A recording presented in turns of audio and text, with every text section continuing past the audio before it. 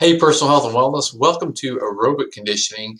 We're going to talk a little bit about how the heart, the lungs, and the body all work together and how you can train them to be physically fit. I want to kind of go back to this slide where we saw this in the fitness concepts video. Now, body composition is affected by all of the components that we're going to present to you in this class.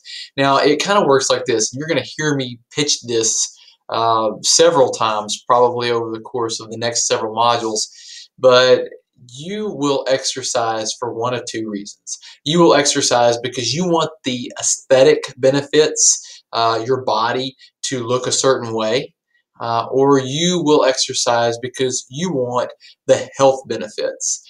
And so you know that there are several things that come from exercise. We presented those. I'm going to show you those again here in a minute. But you want long-term cardiovascular health, or you want long-term disease prevention or possibly treatment. But you got to look at it from the fact that both of these, whether that's aesthetic or whether that's functional health, are affected by this thing called body composition. And we know that a more healthy body composition is going to give us both the aesthetic and the health benefits that we are looking for.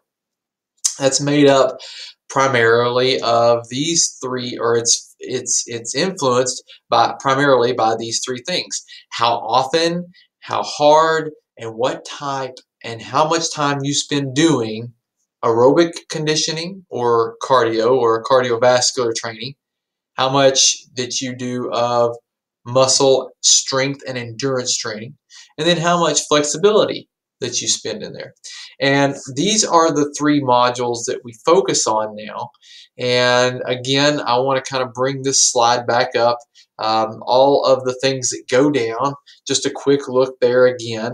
And cardiovascular disease and mortality from cardiovascular disease, all-cause mortality, hypertension, type 2 diabetes. We're reducing our weight loss and gain. We're normalizing that. Our quality of life is getting better. Our sleep's getting better. Our bone health's getting better. Our physical function is getting better. So let's look very specifically at cardio or aerobic conditioning. And let's see just kind of some very unique things about it. You've probably heard about people who do cardio or aerobic conditioning. You know those people. You see myself or some of my weird friends out running, and so you know that we like to do those kind of things. And regardless of what your goal is, you're doing it, and you're doing it to feel better. You're doing it to live longer. You're doing it for performance. And we participate in these things and we call it cardio or aerobic because it has to do with oxygen. And oxygen has to do with several components of the body that have to do with the heart, the lungs, the blood, your blood pressure, your arteries, your veins, but also muscle is involved in this. And it has a very unique position in that muscle gets trained as well. And so we call it cardio, but it's just not cardio. It's more to it than that. There are some unique things that have to be presented, and I really find myself fascinated by bioenergetics. And I need to kind of tell you, it's not just this simple. There's quite a bit that goes into this, and there's some hormonal influences, there's some nutritional influences, but this is the basic gist of it, right? Is if you were to be sitting, doing nothing at all, and decide to rise up and start doing something like running, you would have to go through a bioenergetic or a energy funding system to take care of basically the deficit that you're going to put your body into. What does that mean? Well, life is an energy expenditure process. We talked about METs in the previous module, and you may have been surprised to find out that sleep even causes an energy tax on our body. Well, just sitting there does too. You're still using energy all the time. But when you rise up and you start exercising, that energy requirement becomes much more, right? And so you got to be able to fund that. It takes fuel to operate muscle. It takes fuel to move food through digestion, excrete waste, heal and recover, create new cells, and most importantly, it takes fuel to operate your brain. Fuel comes from our intake. We're going to spend time talking about food very soon, but we'll understand more then as to how fuel works in our body. So the basic gist of it is this. If I'm sitting and I rise and I go to exercise, I need fuel directly in my muscles that are ready to operate those muscles right now. And that comes in the form of something called ATPPC, adenosine triphosphate phosphocreatine. It happens very quickly. It's located in the muscles and it's ready for action. Now, that only lasts for about 10 to 30 seconds. After that, we fuel our muscles from something called glycolysis, and that is glycogen or sugar or carbohydrates, kind of crunching this down very simplistically here, that lasts for about 30 seconds to 2 minutes. It's stored in the muscles. And the liver kind of has a little action in that as well. If we want to do something longer than 2 minutes, we're going to have to ask for some oxygen to come into the equation. This is where we're actually being aerobic. The first two, ATPPC and glycolysis, are considered anaerobic, meaning they don't even need oxygen to operate because that is a local stored energy system. Bioenergetics says I've got to give something for longer periods of time for longer bouts of exercise or activity. That's where the oxidative phosphorylation comes in. It goes from 2 minutes to hours, and it's a very efficient system if it's fueled appropriately. Now, at rest or at homeostasis, remember you're parasympathetic. You're just kind of chilling. Nothing's really stressing you out. Remember, there's good stress too from exercise called the eustress. And when you start kind of elevating that system, you move from where your pulse is resting at 50 to 90, which is normal, and you may kick it up pretty rapidly. You also may see your blood pressure, which is normal at 120/80, kick up as well, especially in your systolic blood pressure. But what we want to know is that these things get better with exercise. And so if your resting heart rate's 90 or 100, it's going to improve the longer you exercise. Your resting heart rate will. Your resting blood pressure will improve. If it's high, if it's over 140/90, then it's going to improve and it's going to become more normotensive. Exercise, however, increases cardiac output acutely, meaning that when I start to exercise, I'm going to see an increase in my blood pressure. In my heart rate. I'm going to see an increase in my blood pressure. Those things are going to come. And so we need to expect that. So don't freak out if you are like many people who have a smartwatch and you notice that your blood pressure, that your heart rate goes up pretty rapidly. That's normal. It will return back to normal as soon as you start to decrease your activity load. I have a really good article that I want to link you here to. What happens to the cardiovascular system during exercise? Highly recommend that you check that out because it gives you some more in-depth detail about what is going on.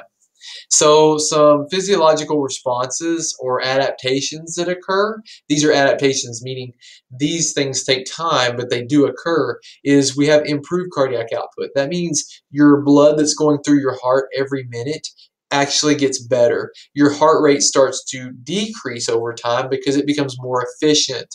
Your blood flow is better. And that's important because we want to reduce the risk of things like atherosclerosis, which can impede blood flow. We want to improve blood flow, especially if we're type 2 diabetics, because we understand that blood flow is impeded as well as neurological responses. Maybe you've heard of peripheral vascular disease, and that's something that's on your mind. Well, exercise will improve that, especially cardiovascular exercise. Blood pressure improves. What we know is that if you're high blood pressure or you're low blood pressure, you're going to improve your blood pressure because you've got your typical or normal blood pressure range kind of identified. And as we start to exercise, we see a long-term adaptation that takes us to normal. Oxygen extraction, meaning the oxygen that's out there in our blood that's converted into our muscles, gets better. Coronary circulation, that's the circulation of our heart. Well, that gets better as well. And that should definitely get your attention if you're worried about something like coronary artery disease or heart attack. Improvements also come to our just energies, our basic energy system, bioenergetics. Hormonal responses get better. What we know is that people who exercise, especially with cardiovascular exercise or aerobic exercise, see improvements in their insulin sensitivity. So their type 2 diabetes is better managed. We know that there's some immune responses, meaning that we're not as sick as often because our immune system just responds better and it gets better at its job in preventing illness and disease. Our metabolic and skeletal systems improve, as well as disability starts to decrease, meaning our ability increases as we become more cardiovascular fit or aerobically fit. So I hope that I've kind of got you on the hook here, that you're kind of interested in this. And so how do we get started? Well, we have to develop some SMART goals. We have to say these are the things that we want to do, and this is why. We want to choose an activity that we're going to enjoy. If you think that you're going to hate sitting on a bicycle for more than 20 or 30 minutes, please find something else. I myself find that bicycling is a wonderful way to reattach to my youth. And so that's why I like to do it. You're going to need to set up a schedule. What days of the week can you do this on? This is where things kind of get a little dicey because we all have different commitments that will take up our time. We also always want to warm up. We talked about how important that was in the last module. We're going to spend 5 to 10 minutes, and I've got you connected to a video down below that shows you a dynamic warm-up that I prefer to use when I'm exercising. A cool down is also very important, and I've also got you connected to a video on what to do for a specific cool down. Don't worry about your distance and don't worry about your pace. Just go do your exercise. Those things will get better. Change your routine every 4 to 6 weeks. That's because adaptations will occur. And if you change your routine, you're going to change what your body has to do and how it has to respond. And you're going to get better results from doing so. Another thing, takes extra recovery days. If you're feeling it, you're kind of in tune with your body, take that extra day off. Don't fear it either. Make sure that you're doing that as often as you need to. But remember, there's a minimal stimulus threshold. Don't take too many days. You're here to exercise and work hard. I want to say this. How do I assess my cardiorespiratory fitness? Well, this is what your assignment is for this module. And you're going to have to do a field test. You're either going to do a 2 or 6 minute walk test, which basically means you're going to walk for 2 or 6 minutes and you're going to write down how far you got. Now, you're going to need to know this by either downloading a fitness app like Strava, or you're going to have to go to the track and know exactly how far it is that you're walking. You're possibly going to have to use something like your smartwatch to identify what was my distance. My Fitbit tells me how long did I walk or how far did I walk. And that's a great way to understand where you're at. You're using this in a way where you can monitor how far you got this time, and then in 4 weeks you're going to reassess, right? And in 4 weeks, hopefully you've developed enough fitness that you're able to say, look, I walked this much further. A 1.5 mile run test is also very good. That's 6 laps at the track for anyone who would want to participate in this one. Basically, what you're going to do is see how long it takes you to run 1.5 miles, and then 4 to 6 weeks go by. You're going to test your cardiovascular fitness again and see how long it takes you. Hopefully, it's less time. You're also looking at something called the 1 mile walk test. And this is probably where I hope most of us land for our assignment. The 1 mile walk test basically says walk 1 mile, 4 laps at a track, and write down how fast you did it. Also, write down what your pulse was after. Also, write down your age, your weight, and your gender. Plug it into the assignment task down below and find out what your VO2 max is. Your fitness level is measured from that.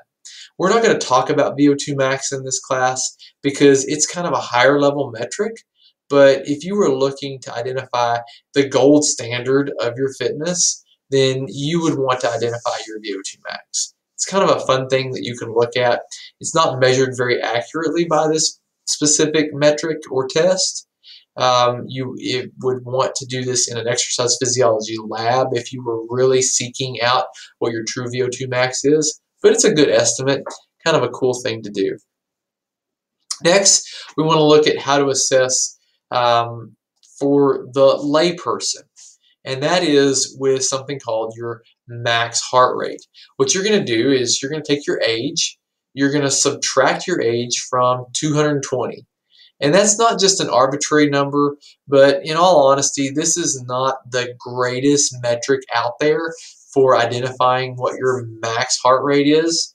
But it's pretty good. It's something to get us started. And that's kind of where we have to basically land and agree that we need someplace to start. And so I'm going to use this. I'm going to identify my max heart rate, 220 minus my age. So if you're 20 years old, that's very simply 200. And then I'm going to identify what my target heart rate should be. This is my minimal stimulus threshold. This is where I have to be. This is that somewhat hard to get a training result. What I'm looking at here is how my heart rate reacts to this activity, and can I hold this heart rate for the said duration. So let's look at this from a standpoint of a 20-year-old. 200 would be your max heart rate. Now, just so you know, your heart's not going to explode if it goes over 200, but it's kind of a ambiguous way of saying that's where we need to be. That's our max. Now, let's look at 75%. Well, a 60 to 75% range would be between 120 and 150 beats per minute. How do I know that? I'm either going to have to go old school and check my pulse, or I'm going to have to wear a smart watch that tells me. One of the two ways to do that. You're going to go down, you're going to look at a video on how to identify your pulse here in just a minute, and that's going to help you to see that. You're also going to have to understand that that's moderate intensity, which means I'm going to have to do more of that through my week. If I wanted to, I could work out a little harder and work out less. That would be if I were 20 years old and my max heart rate were 200. I would want to work out at about 160 to 190 beats per minute. And if I did that, well, again, I'm working harder so I can work less. And that's where the FIT principle, frequency, intensity, time, and type, have that inverse relationship. And as you begin to understand that the FIT principle matters and it can help us to design our weekly program, well, all of a sudden, those folks who say, I don't have that much time, what can I do? You just work harder. And that's where you're working smarter. So let's take some looks at this again here. Again, 150 minutes of moderate activity, but you know what? If you're going to work a little harder, then you get to use less days, and so, or less time. In fact, what the research says is, you know, if I'm going to work at that higher level, I can do 75 minutes of that per week and have all of those benefits. Now, you may get kind of tired and you may say, hey, look, that's kind of tough. Maybe I shouldn't do that every day or the 3 days a week that I'm working out. And so you're going to have to kind of span that out. Again, it's what works for you and what you'll do. So let's look at some formats.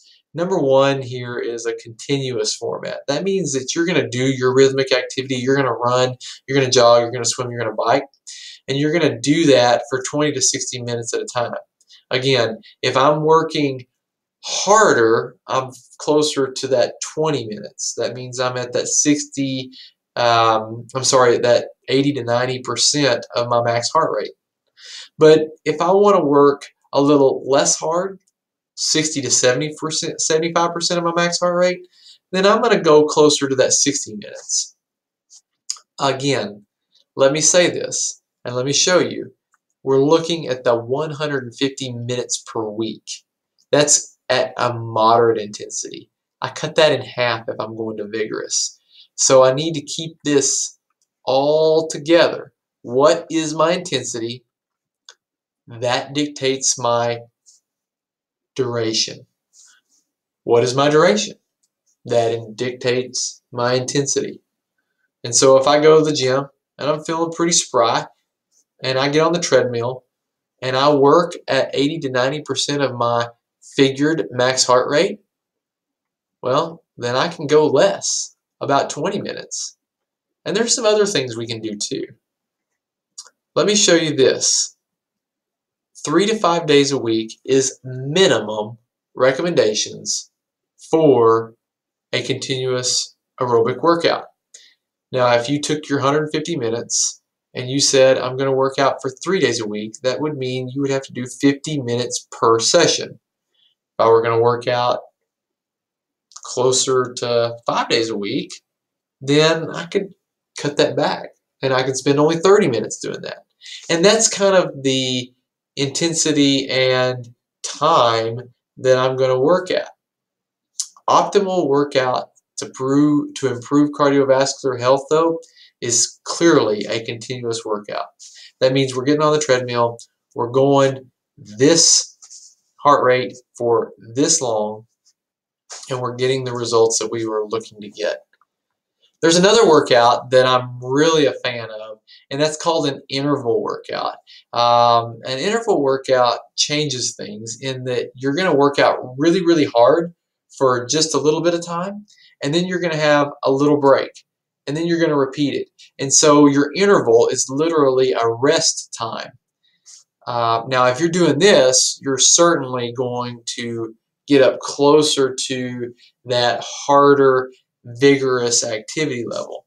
But you're doing it for less time, right? And you're also getting a little break in it. And what we found is that interval workouts are incredible for fat loss. And that may speak to you on terms of where you want your health to be. So alternating a period of work with a period of rest, high intensity, and I'm saying at least 90% of your max heart rate, but many times if you're watching this, you may supersede your max heart rate, especially at the 220 minus age level. I've done this many times myself because if I took my age and I subtracted it from 220, I can easily go over this said 220 minus age level. Again, my heart's not going to explode from that. It's just we need a jumping off point. That's where we're starting. There you go. Use that to get going. If you want some more in depth, then I would recommend some resources for you to look at on better figuring your max heart rate or better figuring your target heart rate. But to this, we look at things like HIIT, high intensity interval training. There's a supplemental video included down below that kind of illustrates what that is. This is a fantastic way to get a cardiovascular workout, but using more strength and endurance type activities to do so. There's also something called the Tabata. Again, a supplemental video is included. I highly recommend that you watch those if you're interested in something to do with less time involvement. I have an EMOM, every minute on the minute workout listed for you right here. This is an incredible way, again, of incorporating cardiovascular type exercise, but using strength training methods to do it. This is your greatest caloric expenditure type workout. When people say, what should I do if I just want to improve my cardiovascular health? I return them to this slide and I say, you should do continuous work. When people say, what can I do to burn the most calories? I turn them on to an interval and I say, this is what you need to do. And when you do these, you're going to get a caloric burn that is greater throughout your whole day because you've revved that metabolism up and it's going to burn, burn, burn. And it's a very efficient, but also very time-oriented workout for people to do. So if it were me and I were looking at it from just strictly a time position and saying, what do I have time to do? I'm always going to go to this interval and I'm going to knock it out, and it's going to take me 20-25 minutes, and I'm going to feel really good all day about the fact that I worked hard for just a little bit of time. Another thing we can do is very similar to interval. It's called a circuit. And a circuit basically says you have stations set up or locations set up where you're doing different activities, and when you do these, you're kind of taxing different areas of the body, but your cardiovascular system as a whole is being taxed. And so again, you're using kind of more traditional strength training methods to tax your cardiovascular system. There are ways of doing more cardiovascular or aerobic conditioning type activities. I could get on a bike and then do a rowing machine and basically make that up as my circuit. Or I could just say, listen, I'm going to do burpees here, I'm going to do push-ups here, I'm going to do jumping jacks here, I'm going to do jump rope here, and I'm going to do air squats here, and I'm going to keep this circuit going for 3 to 4 rounds. It's going to take me about 20 minutes to do. And again, it's a great way to burn a lot of energy really fast and get a great result from it. You're working at a vigorous level, which means you can work at less amount or duration and get better results. These are just great examples. At as many rounds as possible for 15 minutes. Try that with push-ups, sit-ups, and air squats, and I promise you, you'll get a great workout. So let's apply the FIT principle again to cardiorespiratory fitness. This is mostly review, but take a look at some specifics here. 3 to 5 or most days is needed to improve cardiorespiratory fitness. That, again, is why the largest bubble in your body composition consists of this. The intensity is a little bit lower for cardiorespiratory fitness, so you can do more of it. You recover faster, basically, than you would from strength training. And we'll kind of talk about that in the next module as well. Your intensity has a threshold stimulus. It has to be at least 70 to 75%, depending on you as the individual, of your max heart rate. So you need to figure that. That's part of your assignment, so don't worry about that. You will get that very soon.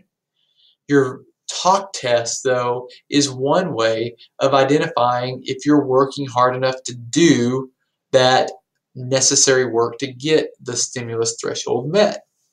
Take a look. If you're carrying on a conversation, then you're easy. This would be a warm-up level. But you start to kind of get a little bit more moderate when you can only talk in complete sentences but not have that easy conversation like I'm having with you now. Where it starts to get somewhat hard, or 13, or stimulus threshold, that's when you can only talk in short phrases.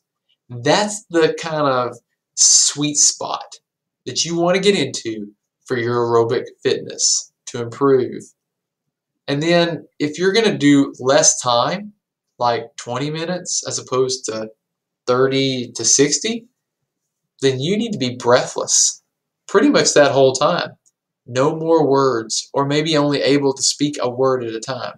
That's a great metric to use, and I highly recommend using the talk test for judging and assessing how hard it is that you should be working. Let's talk about this one more time. A warm-up should be dynamic. Take a look at my video below. I've posted a video of my favorite dynamic exercises, and I hope that you see what I'm doing is far from the traditional static stretching that is typical of most people to do a warm-up in. I also hope that you see the cool down. That is static stretching. That has a little bit more to do with getting some muscle elongation, some reduction in soreness, and some prevention of long-term or brief injury that you could sustain from your activity that you did. I also want you to think about how easy it is to maintain some of this. Once you get started and you get going and you find your flow and you're consistent, this is really easy to maintain. It's awful hard to jump back in though if you take a break. So make sure that 3 to 5 days a week becomes your discipline. Something that is not easy to do, not always fun, not always congruent, but definitely worth it in the long run. Record your cardiorespiratory fitness as you start. That way you can kind of watch it improve. That means understand what your max heart rate is, understand what your resting heart rate is, what your resting blood pressure is. That way you can see if things are improving. Go to your healthcare provider. Say, hey, look, write these things down for me. Let me come back in 6 months and let's see if it improved.